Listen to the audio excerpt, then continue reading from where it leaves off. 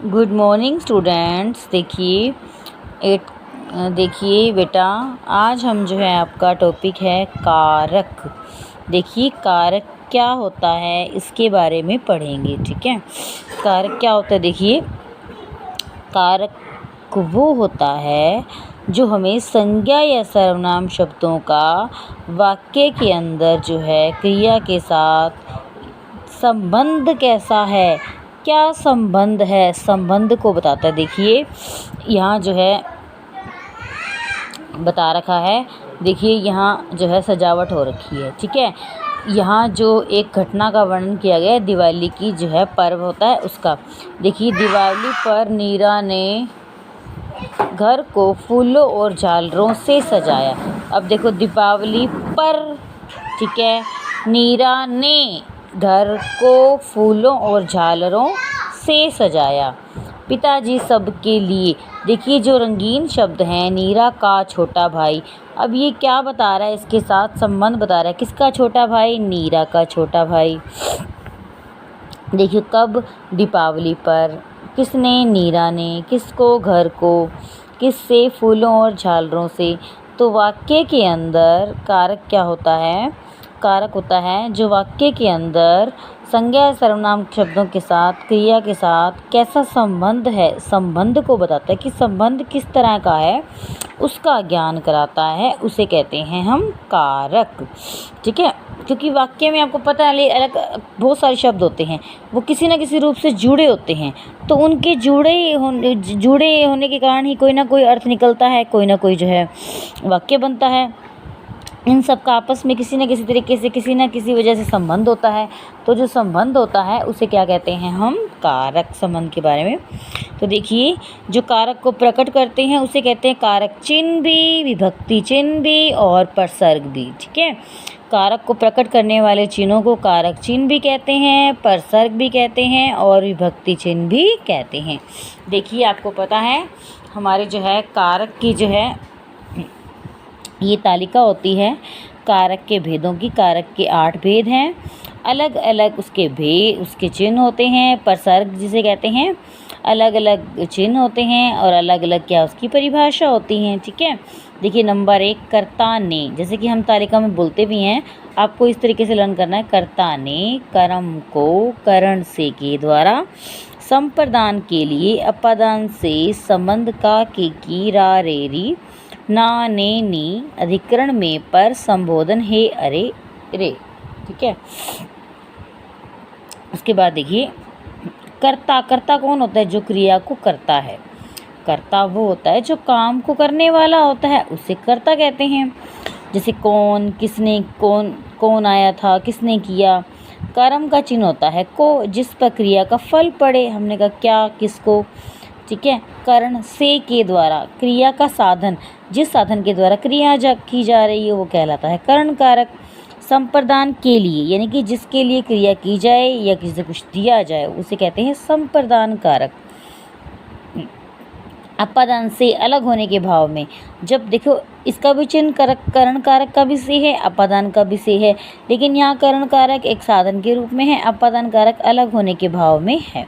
पृथकता, लज्जा, भय का भाव। संबंध काके की रारे री नाने नी। अधिकरण में पर, क्रिया का आधार या आश्रय। अधिकरण होता है क्रिया का आधार, कि क्रिया का आधार क्या है, क्रिया किस पे आधारित है। ठीक है, संबोधन हे रे अरे, जब हम किसी को बुलाते हैं, किसी को पुकारते हैं, उसमें कहा जाता है संबोधन। ठीक है, कर्ता कारक। कर्ता का अर्थ है करने वाला, जो भी काम को करता है। वाक्य में क्रिया के करने वाले को क्या कहते हैं? कर्ता कारक। कर्ता सदैव संज्ञेय सर्वनामी होते हैं। कर्ता कारक का प्रयोग 2 प्रकार से होता है, प्रसर्ग और प्रसर्ग रहित और सहित। देखो कई जगह प्रसर्ग रहित हो जाता है, कई बार चिन्ह नहीं आता। देखो जैसे मैंने कहा राम ने भोजन खाया, अब ने यहाँ तो आ गया। ठीक है, तो लेकिन हम यहाँ कह रहे हैं देखो सुनीता पौधा लगा रही है, अब यहाँ कोई भी प्रसर्ग नहीं है ना। प्रसर्ग रहित भी हो सकता है, प्रसर्ग सहित भी हो सकता है। ठीक है, तो देखिए आगे है हमारा कर्म कारक। तो कर्म कारक क्या होता है? वाक्य में जिस शब्द पर क्रिया का प्रभाव पड़ता है। देखो हम जो क्रिया करते हैं उसका किसी न किसी पर प्रभाव पड़ता है। देखो जैसे गाय ने रोटी खा ली, रोटी किसने खा ली थी? गाय ने। क्रिया का प्रभाव किस पर पड़ रहा है? तो देखो इसके साथ देखो इसका प्रसर्ग क्या होता है? प्रसर्ग रहित भी होता है, प्रसर्ग सहित भी होता है। जैसे देखो हम बात करते कर्म कारक, जिस शब्द पर क्रिया का प्रभाव पड़ता है। कर्म, देखो गाय ने रोटी खा ली, गाय ने किसको खा लिया? रोटी को खा लिया ना। साहब ने किसको बुलाया? चपरासी को बुलाया।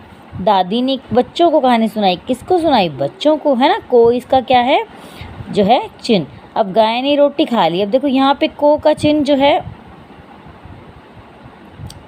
प्रसर्ग रहित कर्म है, मतलब यहाँ प्रसर्ग नहीं आया, लेकिन हमें पता है किसको खा लिया? रोटी को खा लिया, ठीक है। तो इसमें कर्म कारक में वाक्य में क्या या किसको लगाकर प्रश्न करते हैं, अगर उत्तर हमें सटीक मिलता है क्या या किससे लगाकर प्रश्न करने से, तो क्या होता है? हमारा कारक कर्म कारक होता है। करण कारक, करण का शाब्दिक अर्थ है साधन या माध्यम, ठीक है। जैसे कि मैंने आपको पहले ही बताया है, जिस साधन के द्वारा क्रिया की जाती है या क्रिया के होने का पता चलता है उसे कहते हैं करण कारक।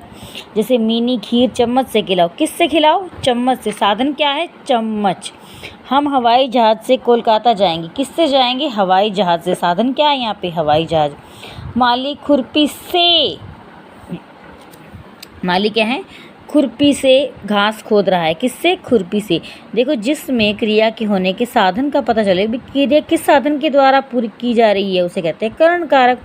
संप्रदान कारक, संप्रदान का अर्थ होता है कोई वस्तु, किसी भी को कोई वस्तु सदैव के लिए दे देना, हमेशा देते हैं, देने के लिए भाव में।